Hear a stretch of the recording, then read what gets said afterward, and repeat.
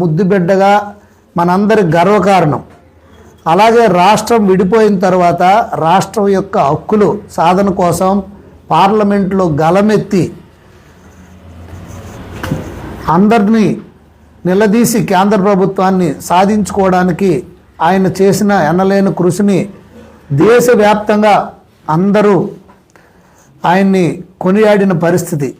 అటువంటి మన ముద్దు బిడ్డ మన రామ్మోహన్ నాయుడు గారు ఈ క్రైసిస్ని ఎంతో చాకచక్యంగా ఆయన దీన్ని ముందుకు తీసుకెళ్ళి దీన్ని పరిష్కరించే దిశగా గౌరవ ప్రధానమంత్రి డైరెక్షన్ మేరకు ఆయన ఢిల్లీలో రాత్రింబౌలు కృషి చేస్తూ ఇండిగో సంస్థతో మాట్లాడుతూ వాళ్ళకి రిఫండ్ 650 కోట్లు దాదాపు నిన్నట్టుగా రిఫండ్ చేయడం, మళ్ళీ ఫ్లైట్స్ని రెగ్యులేట్ చేయడంలో ఆయన తీసుకున్న చొరవ దేశవ్యాప్తంగా ప్రపంచవ్యాప్తంగా అభినందనలు చేస్తుంటే బ్లూ మీడియా అలాగే కొంతమంది గిట్టని వాళ్ళు రామ్మోహన్ నాయుడు అంటే అక్కసుతో ఏదో అవాకులు చవాకులు పేలడం జరుగుతుంది.